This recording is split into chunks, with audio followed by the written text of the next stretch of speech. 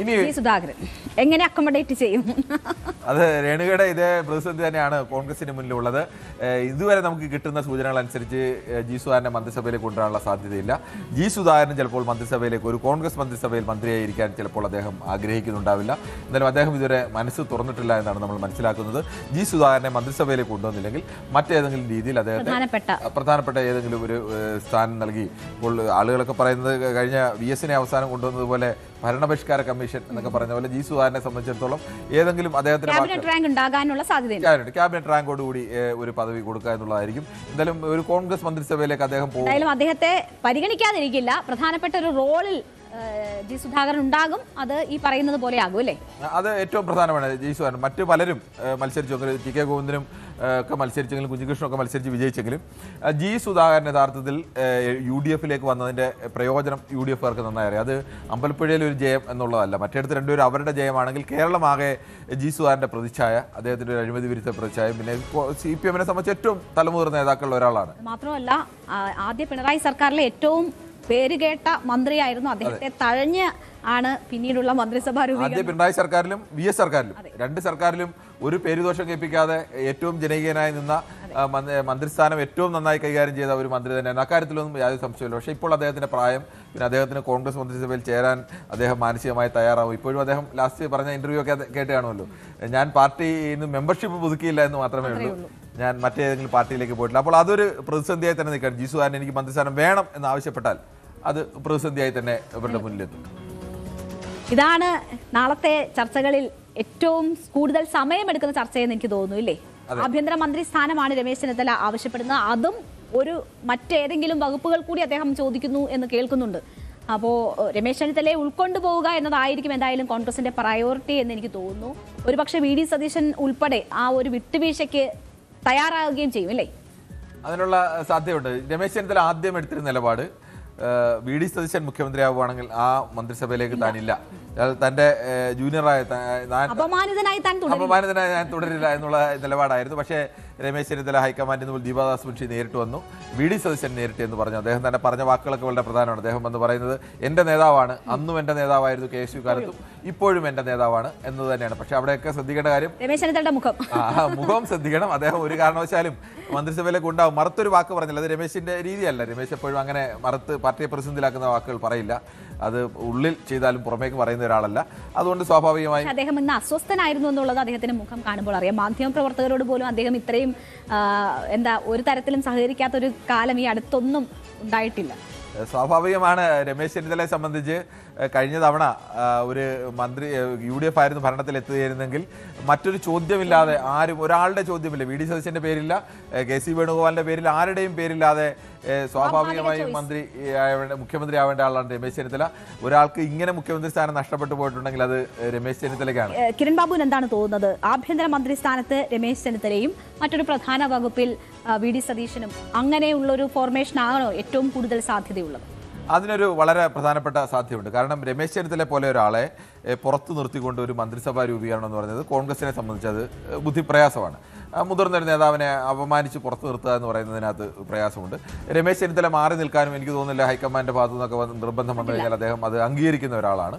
അദ്ദേഹം അംഗീകരിക്കാൻ സാധ്യതയുണ്ട്. പക്ഷേ ഒരിക്കൽ ആഭ്യന്തരമന്ത്രി ആയിരുന്ന തന്നെ ഉപമുഖ്യമന്ത്രി സ്ഥാനം ഓഫർ ചെയ്തപ്പോൾ ആദ്യം അത് വേണ്ട എന്ന് പറഞ്ഞ്, എനിക്ക് മുഖ്യമന്ത്രി അല്ലെങ്കിൽ വേണ്ട എന്ന് പറഞ്ഞ് വാശി പിടിച്ചു നിന്ന് 2.5 കൊല്ലം മന്ത്രിസ്ഥാനം കിട്ടിയില്ല. അവസാനം ആഭ്യന്തരമന്ത്രി സ്ഥാനം, എന്നാലേ സുപ്രധാനമായ ഈ താക്കോൽ സ്ഥാനം വിവാദവും രമേശ് ചെന്നിത്തല പൊതു കേരളത്തിന്റെ കോൺഗ്രസ് നേതാവ് എന്ന നിലയ്ക്ക് നായർ ബ്രാൻഡ് നേതാവാക്കിയായി രമേശ് ചെന്നിത്തല അകൽച്ചയൊക്കെ നമ്മൾ കണ്ടതാണ്. ഇവിടെ ഇപ്പോൾ ആഭ്യന്തരമന്ത്രി സ്ഥാനമല്ലാതെ ധനമന്ത്രി ആയിക്കൊണ്ട് രമേശ് ചെന്നിത്തലയെ അക്കോമഡേറ്റ് ചെയ്യുക എന്നതൊരു സാധ്യതയാണ്.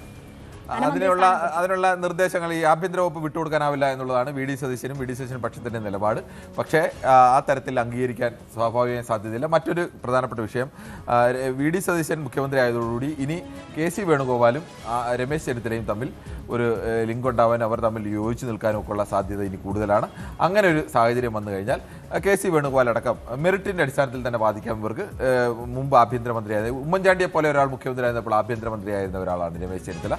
രമേശ് ചെന്നിത്തല 28-ാം വയസ്സിൽ മന്ത്രിയായതാണ്. അതിന് കാരണം ദീർഘകാലം 10-40 വർഷത്തോളം മന്ത്രിസ്ഥാനം ഒന്നും കിട്ടാതെ പുറത്ത് നിൽക്കേണ്ടി വന്ന ഒരാളാണ്. കേരളത്തിന്റെ പ്രതിപക്ഷ നേതാവായിരുന്നു.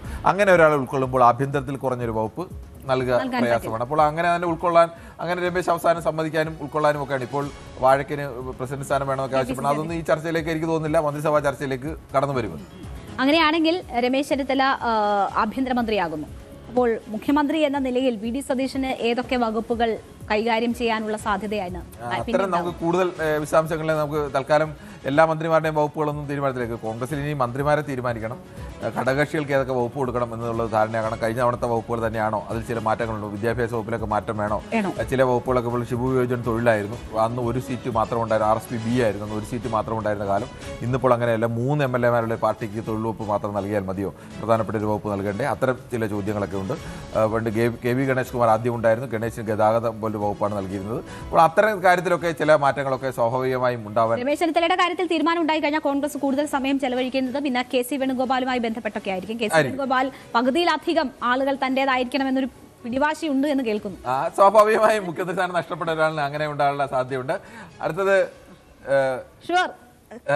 കെ മുരളീധരൻ, PC വിശ്വനാഥ്, തിരുവഞ്ചൂർ രാധാകൃഷ്ണൻ, ഈ 3 പേരുകൾ. ഇതിൽ ഏറ്റവും പ്രധാനപ്പെട്ട ഒരു വിഷയം, കേരളത്തിൽ കോൺഗ്രസിനെ സംബന്ധിച്ച് സാമുദായിക സമവാക്യം പാലിക്കേണ്ടതുണ്ട്. കഴിഞ്ഞ തവണ 3 നായർ വിഭാഗത്തിൽ നിന്ന് 3 മന്ത്രിമാരാണ് ഉണ്ടായിരുന്നത്. അങ്ങനെയാണെങ്കിൽ ഇത്തവണ മന്ത്രിസഭയിലേക്ക് എടുക്കുമ്പോൾ മുഖ്യമന്ത്രി തന്നെ നായർ വിഭാഗത്തിൽ നിന്ന് വരുന്നു. അപ്പോൾ രമേശ് ചെന്നിത്തല കൂടി വന്നാൽ 2 ആയി. പിന്നീട് ഇല്ല, ഒരു സ്ഥാനത്ത് ഒരാളെ മാത്രമേ യഥാർത്ഥത്തിൽ ഇനി ഇരിക്കാൻ നിലവിലെ രീതിയിലുള്ളൂ. ഇനി ഒരു അസാധാരണ സാഹചര്യമാണ് എന്ന് കണക്കാക്കി ഒരാൾ കൂടി നൽകിയാലും ഈ 3 പേരിൽ ഒരു പേരുകാരൻ വെട്ടിപ്പോകേണ്ടി വരും. കെ മുരളീധരൻ ഷുവറാണെന്നാണ്. കെ മുരളീധരന്റെ പേരെന്തായാലും ഒഴിവാകാൻ സാധ്യത. ഹൈക്കമാൻഡ് കെ മുരളീധരൻ അങ്ങനെ ഒരു പരിഗണന നൽകാൻ സീനിയോറിറ്റി നോക്കുകയാണെങ്കിൽ തിരുവഞ്ചൂർ വരണം. തിരുവഞ്ചൂർ A ഗ്രൂപ്പുകാരനാണ് എന്നുള്ളത്. പക്ഷേ തിരുവഞ്ചൂർ മന്ത്രിയായതാണ്. തിരുവഞ്ചൂർ 2 തവണ മന്ത്രിയായതാണ്. ഉമ്മൻചാണ്ടിയുടെ 2 മന്ത്രിസഭയിലും തിരുവഞ്ചൂർ സ്പീക്കർ സ്ഥാനത്തേക്ക് തിരുവഞ്ചൂരിനെ മാറ്റാനുള്ള സാധ്യത ഉണ്ടാകുമോ? സ്പീക്കർ സ്ഥാനത്തേക്ക് മാറ്റാനുള്ള സാധ്യത അവിടെയും. പക്ഷേ പ്രശ്നം ഈ 3 പേരെയും കൂടി ഉൾപ്പെട്ട് 2 പേര് വേറെയായി. രമേശ് ചെന്നിത്തലയും VD സതീശനുമായി പിന്നെ കെ മുരളീധരനും PC വിശ്വനാഥും തിരുവഞ്ചൂർ രാധാകൃഷ്ണൻ വന്നു കഴിഞ്ഞാൽ 5 പേരെ നായർ വിഭാഗത്തിൽ മാത്രം കൊടുക്കുക എന്ന് പറയുന്നത് കോൺഗ്രസിനെ സംബന്ധിച്ച് പ്രയാസമാണ്. സ്വാഭാവികമായും ഇതിൽ ഒരാളോ 2 പേരോ വെട്ടിപ്പോകാനുള്ള സാധ്യത കൂടുതലാണ്. വെട്ടിപ്പോകാൻ ഇല്ല എന്നതിൽ കൂടുതൽ ഉറപ്പുള്ള ഒരാൾ ഞങ്ങളുടെ കൊല്ലത്തുനിന്നുള്ള മന്ത്രിയാണ്, വെട്ടരുതെന്നാണ് എനിക്ക് പറയാനുള്ളത്. കോൺഗ്രസുകാർക്ക് ഇതിപ്പോ ഈ നോക്കുന്നതിൽ ഏറ്റവും പ്രധാനപ്പെട്ട വിഷയം, ഈ 5 പേരുള്ളതിനകത്ത് 5 പേരും കൊച്ചിക്ക് ഇപ്പുറം നിൽക്കുന്നവരാണ്. എറണാകുളത്ത് നിന്ന് VD സതീശൻ, രമേശ് ചെന്നിത്തല ആലപ്പുഴ, ഇത് തിരുവനന്തപുരം, ഇത് കൊല്ലം, ഇത് കോട്ടയം. മുൻപ് കണ്ണൂരാണ് അധികാര കേന്ദ്രം എന്നല്ലേ പറയുന്നത്. ഇനിയിപ്പോ തെക്കൻ കേരളം ആയിക്കോട്ടെ, എന്താ പ്രശ്നം? എല്ലാം കേരളത്തിലല്ലേ.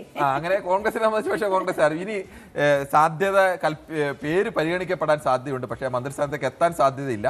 2 പേരുകൾ VT ബൽറാമും CR മഹേഷുമാണ്. കാരണം ഇപ്പോൾ VT ബൽറാമിന്റെ പേര് ചിലപ്പോൾ VD സതീശൻ തന്നെ മുന്നോട്ട് വെക്കാൻ സാധ്യതയുണ്ട്. CR മഹേഷിന്റെ പേരും VD സതീശൻ മുന്നോട്ട് വെക്കാൻ സാധ്യതയുണ്ട്. പുതിയൊരു തലമുറ വേണം. പക്ഷെ അത് അംഗീകരിക്കപ്പെടാനുള്ള സാധ്യത നിലവിൽ കുറവാണ്. ഒരു യുവമുഖം നൽകാനുള്ള ഒരു തീരുമാനം ഉണ്ടാവുകയാണെങ്കിൽ VT ബൽറാമിനും CR മഹേഷിനും നല്ല സാധ്യത. അപ്പോൾ ഇവർക്കിൽ ഒരാളെങ്കിലും പരിഗണിച്ചാൽ ഈ പറയുന്ന പോലെ കെ മുരളീധരനെയോ തിരുവഞ്ചൂരിനെയോ ഉറപ്പായും ഒഴിവാക്കേണ്ടത്. സമുദായ സമവാക്യത്തിൽ പ്രശ്നം വരും. അതുകൊണ്ട് അതാണ് ഇവരെ സംബന്ധിച്ച് 2 പേർക്ക് തടസ്സമായി നിൽക്കുന്നത്. ഇനി മറ്റൊന്ന്, AP അനിൽകുമാർ ഏതാണ്ട് ഉറപ്പിക്കാം. ഏതാണ്ടല്ല, AP അനിൽകുമാർ 100% ഉറപ്പിക്കാവുന്ന ഒരു മന്ത്രി AP അനിൽകുമാറാണ്. പ്രധാനപ്പെട്ട ഒരു വകുപ്പും KC വേണുഗോപാലിന്റെ ഏറ്റവും വിശ്വസ്തനായ അല്ലെങ്കിൽ അദ്ദേഹത്തിന്റെ ഏറ്റവും അടുപ്പക്കാരനാണ്. കൂടുതൽ വാർത്തകൾക്ക് News 18 Keralam YouTube channel subscribe ചെയ്യുക.